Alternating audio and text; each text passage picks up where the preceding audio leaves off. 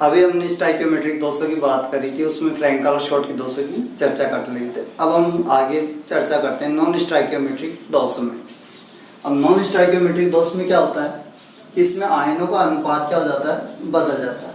ठीक है, पहले भी चर्चा करी थी और एक बार और देख लेते हैं।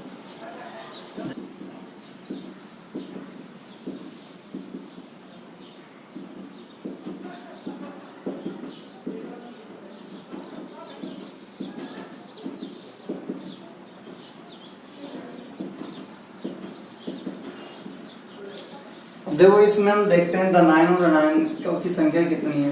धनायनों की संख्या हम देखते हैं तो 10 है और ऋणायनों की संख्या भी 10 है। तो अनुपात देखिए ए और बी, यानी कि ए धनायन है और बी ऋणायन है, तो इनका अनुपात देखिए तो 10:10 यानी 1:1 में आ रहा है। अब देखो इसमें से अगर हम क्या करें कि एक ऋणायन को बाहर निकाल दें, ऋणायन आ गया बाहर आ गया, तो अब देखो क्या हो रहा है यहाँ कि जो अब अनुपात क्या हो गया, ए अनुपात बी का, यानी धनायन ऋणायनों का अनुपात 10:9 हो गया। यानी कि पहले क्या था 1:1 और ऋणायन के बाहर आ जाने से यहाँ पर हो गया 2 उत्पन्न हो गया। और 2 उत्पन्न होने के बाद अगर अनुपात बदल जाता है, पहले जैसा नहीं रहता, तो वो कहलाता है नॉन स्टाइकियोमेट्रिक दोष। तो एक इस प्रकार का दोष हो गया नॉन स्टाइकियोमेट्रिक दोष, जिसमें क्या होता है स्टाइकियोमेट्रिक अनुपात बदल जाता है। जब जालक में से या जब जालक का स्टाइकियोमेट्रिक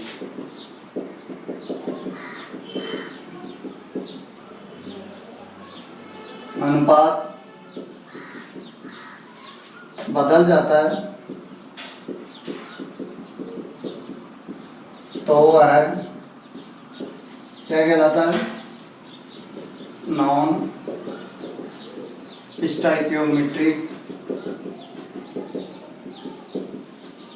दोष कहलाता है।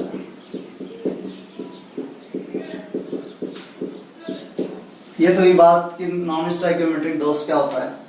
अब बात करें नॉन स्टाइकियोमेट्रिक दोष पाया किन में जाता है, तो ये दोष उसमें पाया जाता है डी और एफ ब्लॉक के तत्वों के आयनों में, यानी कि संक्रमण तत्वों के से बने आयनिक यौगिकों में, ठीक है, या अंतर संक्रमण तत्वों से बने आयनिक यौगिकों में, ठीक है, उनमें ये पाया जाता है। अब देखो नॉन स्टाइकियोमेट्रिक यौगिकों को क्या कहते हैं, बर्थोलाइड यौगिक भी कहते हैं, यानी कि नॉन स्टाइकियोमेट्रिक यौगिकों को बर्थोलाइड यौगिक भी कहते हैं।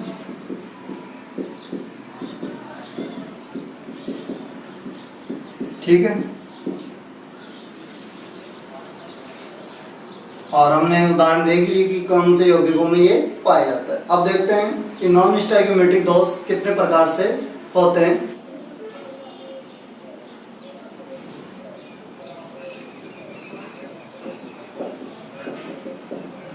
नॉन स्टाइकियोमेट्रिक दोष निम्न प्रकार के होते हैं।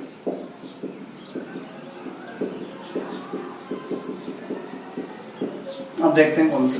सबसे पहले हम उदाहरण लेते हैं, उनसे पहचानते हैं। धनायन ऋणायन, धनायन ऋणायन,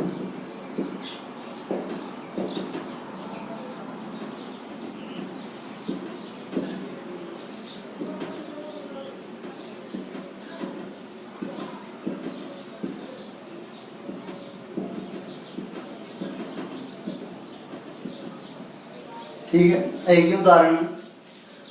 और देखो उदाहरण लेते हैं हम।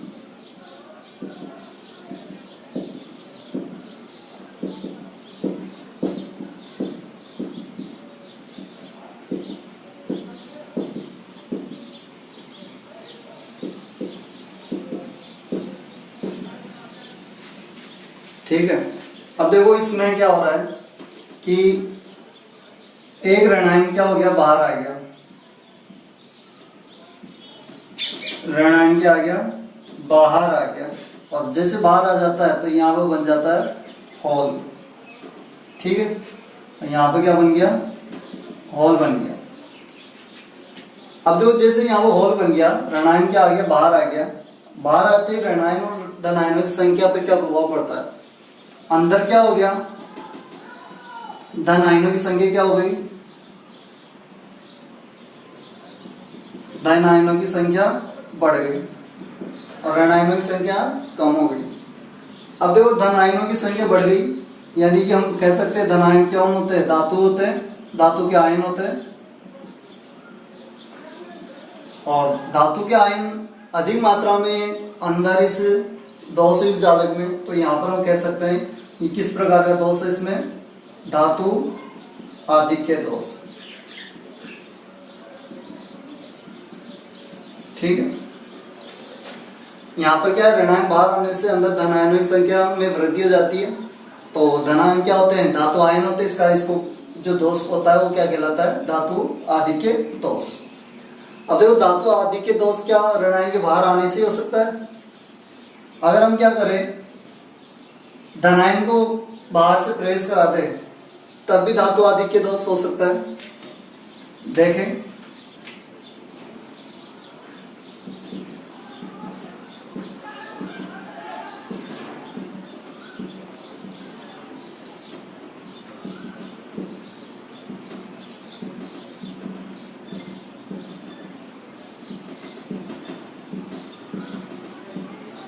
अब देखो अगर हम क्या करते हैं, इसमें बाहर से क्या कर देते हैं, हम कोई धनायन प्रवेश करा दिया,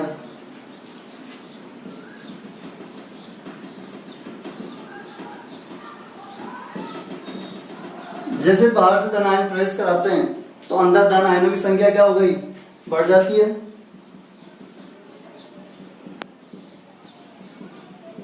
और धनायनों की संख्या में वृद्धि होने से क्या हो जाता है, धातु आधिक्य दोष।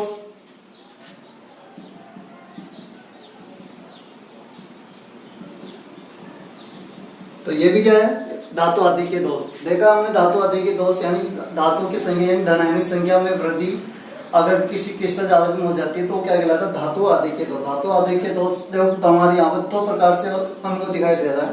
एक तो क्या हो रहा है, ऋणायन के बाहर आने से, और एक क्या हो रहा है, बाहर से कोई अतिरिक्त धनायन आ जाए। ठीक है, तो पहला हमारे पास क्या प्राप्त हुआ, धातु आधिक्य दोष कि ऋणायन के बाहर आ जाने से धातु आधिक्य दोष हो गया। और दूसरा हमारे पास क्या हुआ कि अतिरिक्त धनायन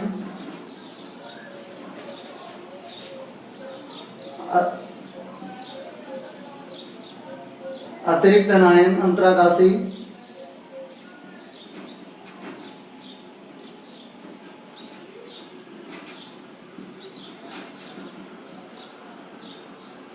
अंतराकाशी स्थलों में आ जाए,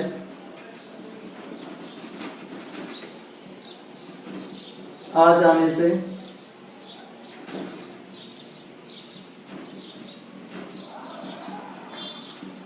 धातु आधिक्य दोष। ठीक है, यानी कि हमारे पास हम देखें कि नॉन स्टोइकियोमेट्रिक में एक प्रकार का दोष हमारे पास प्राप्त हो गया। कौन सा, धातु आधिक्य दोष। पहला तो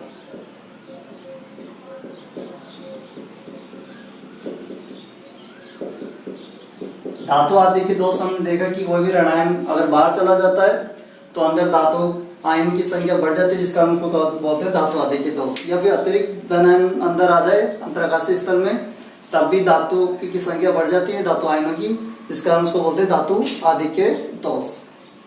देखो धातु आधिक्य दोष भी दो प्रकार के हो गए, ऋणायनों के बाहर आ जाने से और अतिरिक्त धनायन अंतराकाशी स्थलों में आ जाने से।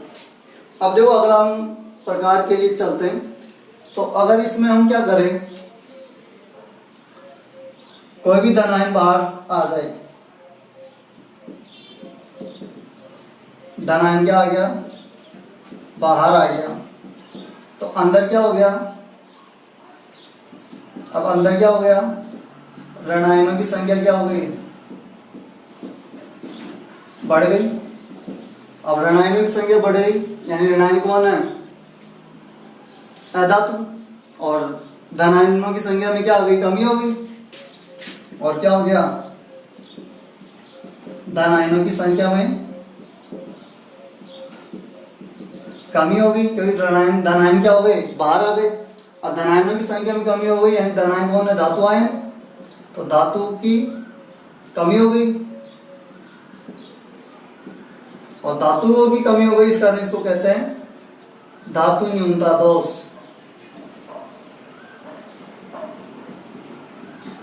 इसको हम कहते हैं धातु न्यूनता दोष। ठीक है, धातु न्यूनता दोष अभी हम देखा कि धन आयन बाहर आ गया, अंदर धन आयनों की कमी हो गई यानी धातु आयनों की कमी हो गई, इसका धातु न्यूनता दोष कहते हैं। अगर हम क्या करें, बाहर से अतिरिक्त ऋणायन प्रवेश करा दे, बाहर से हम अतिरिक्त ऋणायन प्रवेश करा दे तो क्या होगा, अंदर धन आयनों की कमी हो जाती है और वही धातु आदि के दोष हो जाता है। तो ये दूसरे प्रकार का हमारे पास आया धातु न्यूनता दोष।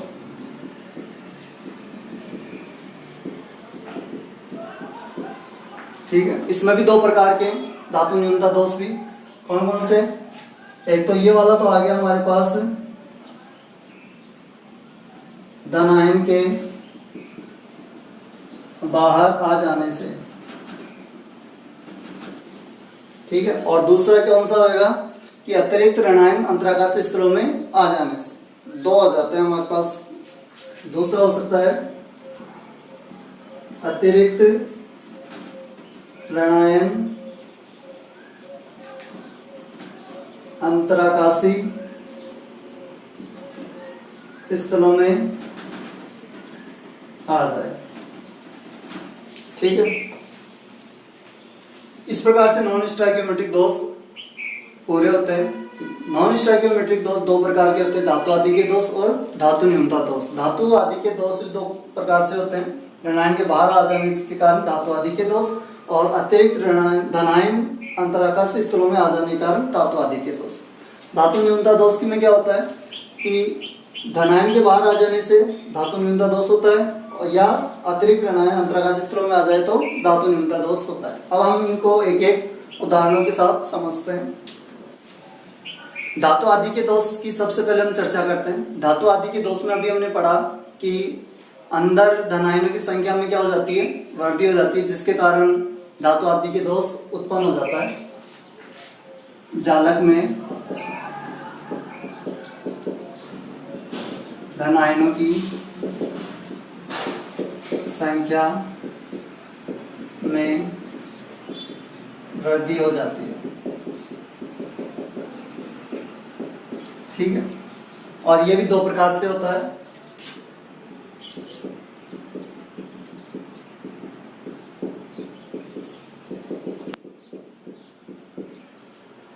अब देखो, पहला प्रकार हमने देखा था कि ऋणायन के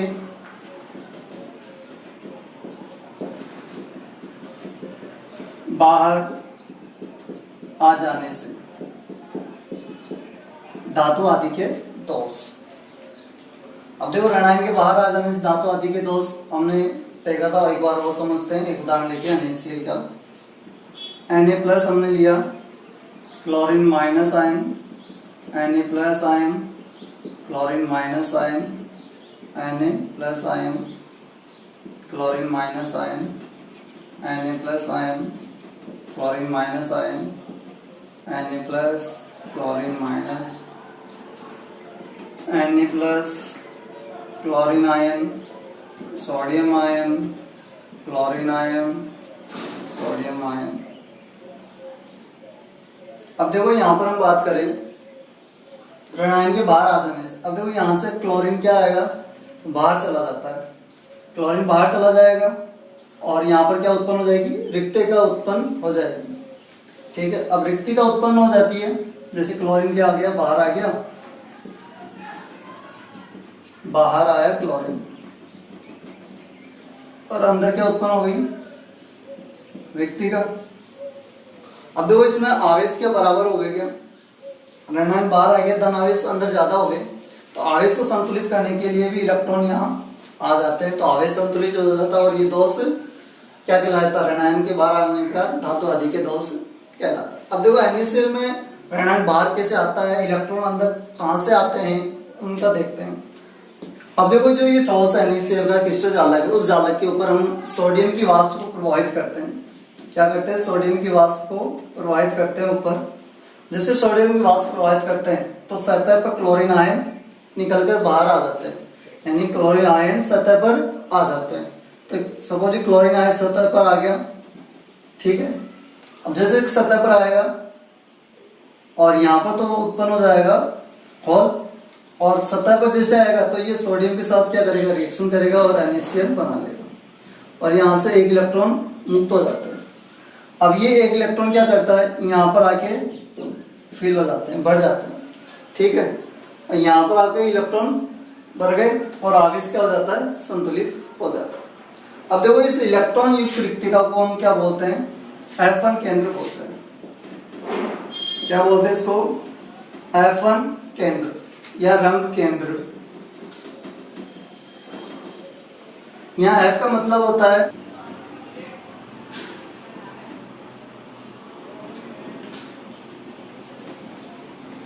यानी F का मतलब होता है फॉर बेंजेंटा या रंग केंद्र होता है इसका। अब देखो यहाँ पर देखो NaCl का क्रिस्टल प्रारंभ में श्वेत रंग का होता है, ठीक है। और जब ये इस पर क्लोरीन आयन बाहर निकल आता है और यहाँ पर F1 केंद्र बन जाता है, तब यानी कि जब दोष उत्पन्न हो जाता है इसमें, तब ये किस रंग में बदल जाता है, पीले रंग में बदल जाता है। NaCl का रंग क्या हो जाता है, पीले रंग का। पीले रंग का क्यों हो जाता है, क्योंकि यहाँ पर उत्पन्न हो गया F1 केंद्र। F1 केंद्र के कारण इसका रंग पीला दिखाई देता है। ऐसा क्या होता है, क्योंकि इलेक्ट्रॉनों पर जब प्रकाश गिरती है तो ये क्या करते हैं, इलेक्ट्रॉन प्रकाश ऊर्जा को अवशोषित करते हैं और हमको क्या दिखाई देता है, इसके उत्सर्जन बैंड से हमें इसका रंग पीला दिखाई देता है। ये हुई बात NaCl की। तो ऋणायन के बाहर आ जाने से धातु आदि के दोष, और हमने देखा NaCl में। अब देखो यहाँ पर पीले रंग का जो प्रभाव है वो कब बढ़ता जाता है, जब F1 केंद्र भी बढ़ते जाएंगे तो पीले रंग का प्रभाव भी क्या होता जाएगा, बढ़ता जाता है। और देखो इसमें क्या ये चालकता दर्शाते हैं, चालकता भी दर्शाते हैं। और ये क्या होते हैं, अर्धचालक प्रकृति के होते हैं, यानी कि, और ये अनुचुंबकीय होते हैं। अनुचुंबकीय क्यों होते हैं ये अनुचुंबकीय क्यों होते हैं, क्योंकि F1 केंद्र में क्या है, अयुग्मित इलेक्ट्रॉन है। F1 केंद्र में क्या होते हैं, अयुग्मित इलेक्ट्रॉन होते हैं, जिसके कारण प्रकृति क्या होती है, अनुचुंबकीय होती है, ठीक है। तो ऋणायन के बाहर आ जाने से धातु आदि के दोष हमने NaCl में देखा। ऋणायन के बाहर आ जाने से धातु आदि के दोष हमने NaCl में देखा। अब देखते हैं कि अतिरिक्त धनायन कहाँ जाए, जब अंतराकाशीय स्तर में आ जाए तो धातु आदि के दोष कैसे होता है। बी है हमारा अतिरिक्त धन आयन अंतराकाशी स्तर में आ जाए या आ जाने से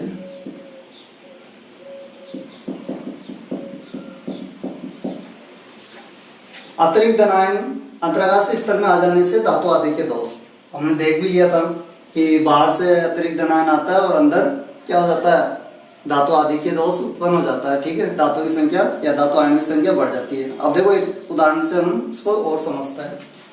हम जिंक ऑक्साइड लेते हैं,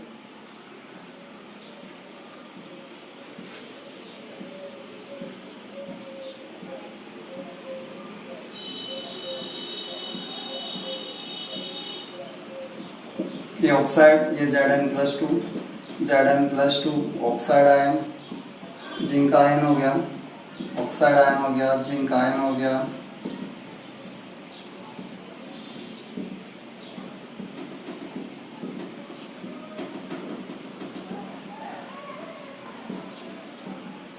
अब देखो यहाँ पर जिंक आयन और ऑक्साइड आयन दोनों से ही क्या बना है, जालक बना है। और इस जालक की हम बात करें तो श्वेत रंग का होता है, ठीक है। अब देखो हम क्या करते हैं, जिंक ऑक्साइड को गर्म करते हैं। जिंक ऑक्साइड को हम क्या करते हैं, गर्म करते हैं।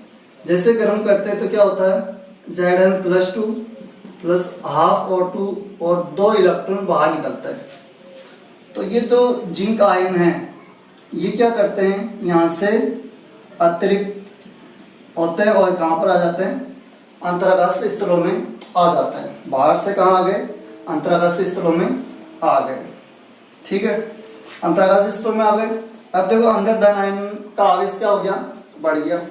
अब इस धन आयन के आवेश को संतुलित करने के लिए दोनों इलेक्ट्रॉन भी अंदर आ जाते हैं।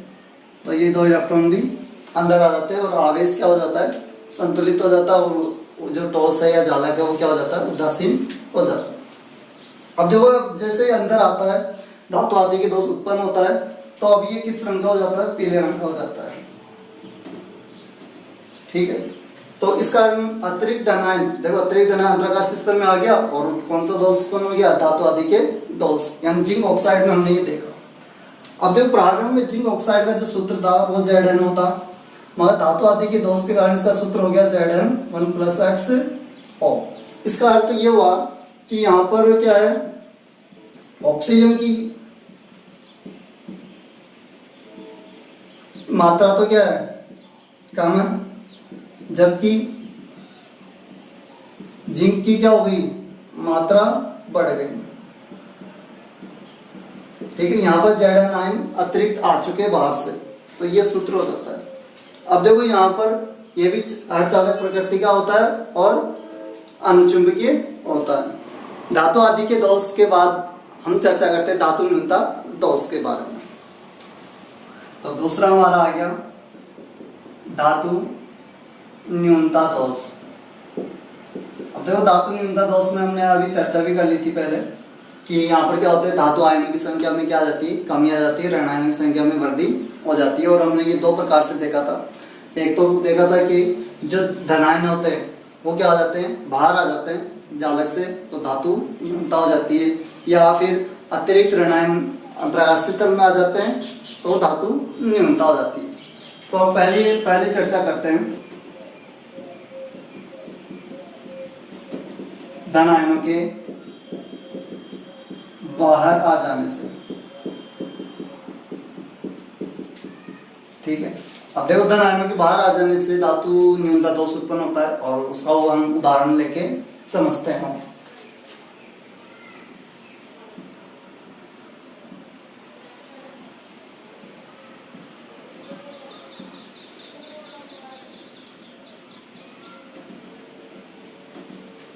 अब देखो यहाँ पे जो हम उदाहरण ले रहे हैं वो आयरन सल्फाइड का उदाहरण लेते हैं, ठीक है। और आयरन सल्फाइड की बात करें जैसे Fe+2 सल्फाइड आयन हो गया, Fe+2 सल्फाइड,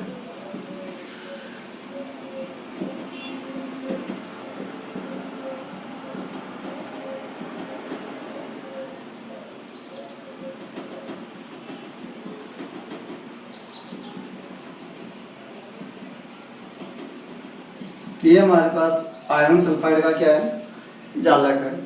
अब इसमें क्या होता है कि जो धनायन है जैसे Fe+2 फेरस आयन वो क्या हो जाते हैं, बाहर चले जाते हैं। सपोज ये फेरस आयन क्या आ गया, बाहर आ जाता है, Fe+2 फेरस आयन क्या हो गया, बाहर आ गया। जैसे ये बाहर आता है अंदर क्या उत्पन्न हो जाता है, हॉल उत्पन्न हो गया, ठीक है। जैसे अंदर हॉल उत्पन्न हो जाता है तो अब देखो यहाँ पर आवेश की चर्चा करें कि अब यहाँ पर ऋणावेश का आवेश क्या हो गया, बढ़ गया। अब ऋणावेश का आवेश बढ़ गया यानी धनावेश बाहर आते ही धनावेशों की कमी हो गई। तो धनावेश को पूरित करने के लिए 2 जो Fe+2 फेरस आयन है वो क्या होते हैं, फेरिक में बदल जाते हैं। ये 2 में थे तो फिर 3 में हो गए, ये 2 में थे तो 3 में हो गए। फेरस आयन बाहर आते हैं तो बाहर आते ही क्या होता है, अंदर धातु आयनों की कमी हो जाती है और आवेश भी कम हो जाता है, धन आवेश। तो ऋणावेश और धन आवेश को बराबर करने के लिए दो फेरस आयन फेरिक आयन में बदल जाता है, यानी कि Fe क्या हो जाता है, Fe+2 किस में बदल गए, Fe+3 में। ये फेरस आयन है और यह फेरिक आयन, ठीक है, इसमें बदल जाता है। अब देखो यहाँ पर इस प्रकार से दोष उत्पन्न हो गया। अब देखो इसमें क्या होता है, जो Fe+3 है या Fe+2 है, तो ये Fe+2 Fe+3 में बदल जाता है और ये Fe+2 में बदल जाता है, ये Fe+2 में बदल जाता है, ये Fe+3 में बदल जाता है। यानी कि यहाँ पर अंतर परिवर्तन चलता रहता है अंदर की तरफ आयनों का, कि फेरस फेरिक में बदल जाता है। तो अंतर परिवर्तन जब होता है अंदर, तो एक धात्विक चमक उत्पन्न होती है और इस धात्विक चमक के कारण ये सोने जैसा दिखाई देता है। इस कारण Fe को क्या बोलते हैं, मूर्खों का सोना भी कहते हैं।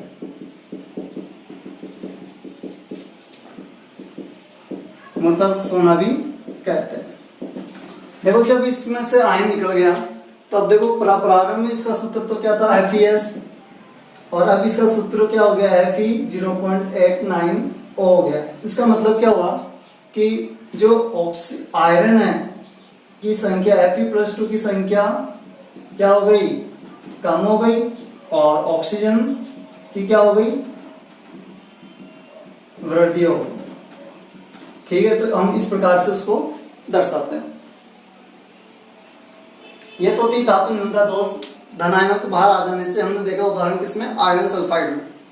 कि आयरन सल्फाइड में क्या हो रहा है कि Fe+2 आयन बाहर निकल जाता है, बाहर निकलते ही अंदर क्या हो गई, धनावेशों की कमी हो गई, धातु न्यूनता दोष उत्पन्न हो जाता है। अब आवेश को संतुलित करने के लिए इसमें क्या होता है कि कोई भी दो फेरस आयन फेरिक आयन में बदल जाते हैं, ठीक है, और आवेश संतुलित हो जाता है। फिर और देखते हैं इसमें और धात्विक चमक उत्पन्न होती है। वो क्यों उत्पन्न होती है, क्योंकि इसमें जो फेरस और फेरिक आयन होते हैं उनमें अंतर परिवर्तन चलता रहता है अंदर की तरफ, जिससे धात्विक चमक उत्पन्न होती है। इस कारण Fe को क्या बोलते हैं, मूर्खों का सोना भी कहते हैं। धन आयनों के बाहर आ जाने से धातु आदि के दोष, जिसकी चर्चा हमने अभी करी। इसके बाद हम देखते हैं अब अतिरिक्त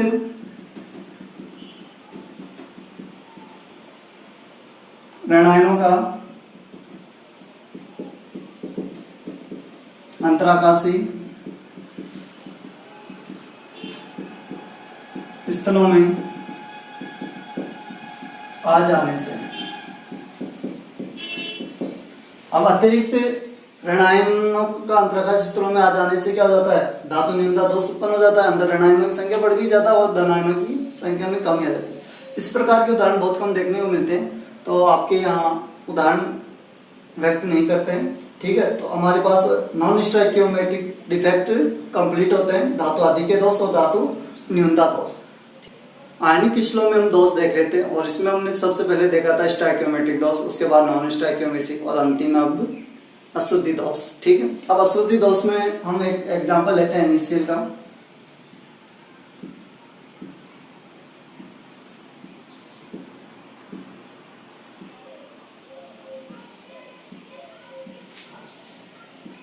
यह Na+Cl- Na+Cl- Cl- Na+, Cl- Na+Cl-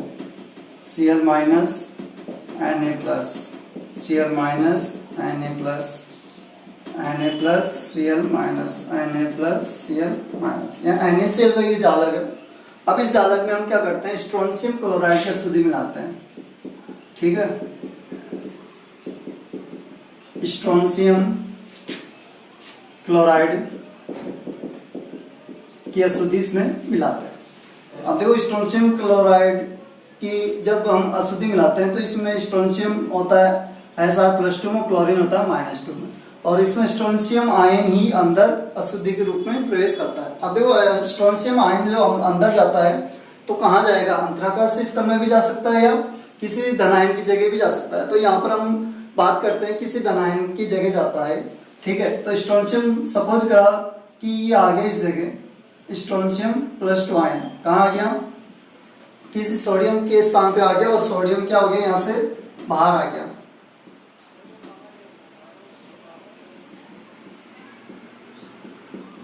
ठीक है। अब एक सोडियम आयन बाहर आ गया ठीक है, और उसकी जगह स्ट्रोंशियम आ गया। अब स्ट्रोंशियम आते ही यहाँ पर +2 आयन है, यानी कि धनावेश की मात्रा क्या है, ज़्यादा है, और यहाँ पर ऋणावेश की मात्रा क्या हो गई, कम हो गई। अब आवेश को संतुलित करना है तो क्या करना पड़ता है कि यहाँ पर सोडियम आयन, एक और सोडियम आयन क्या जाता है, बाहर चला जाता है। सोडियम आयन क्या आ गया, एक और बाहर आ गया। तो जैसे 2 सोडियम आयन बाहर आते हैं और स्ट्रोंशियम के एक आयन आने से क्या हो जाता है, आवेश संतुलित हो जाता है। इस प्रकार के दोष को बोलते हैं अशुद्धि दोष। ठीक है, यहाँ पर हमने क्या करा, NaCl में स्ट्रोंशियम क्लोराइड की अशुद्धि मिलाई। तो स्ट्रोंशियम आयन Sr+2 आयन क्या करता है, सोडियम आयन को बाहर निकाल देता है और खुद वहां आ जाता है। जैसे वहां पर आता है तो आवेश बढ़ जाता है, तो आवेश को संतुलित होने के लिए यहाँ से एक और सोडियम आयन बाहर आ जाता है। इस प्रकार से ये होता है अशुद्धि दोष। देखो इसी प्रकार एक और उदाहरण की बात करें तो हम AgCl की बात करें, सिल्वर क्लोराइड की, इसमें हम किसकी अशुद्धि मिलाते हैं, कैडमियम क्लोराइड की अशुद्धि मिलाते हैं। वैसे ही जैसे अभी इसमें मिलाई थी, तो अशुद्धि दोष हमने देख लिया। ठीक है, और देखो अशुद्धि दोष को हम एक और नाम से जाना जाते हैं, वो कहलाता है प्रतिस्थापन ठोस विलयन। इसको हम कहते हैं प्रतिस्थापन ठोस विलयन भी कहते हैं। क्यों कहते हैं, क्योंकि इसमें स्ट्रोंशियम ने क्या कर दिया, एक दूसरे अंदर वाले आयन को, सोडियम आयन को प्रतिस्थापित कर दिया। इसका इसको कहते हैं प्रतिस्थापन ठोस विलयन भी कहते हैं। ठीक है।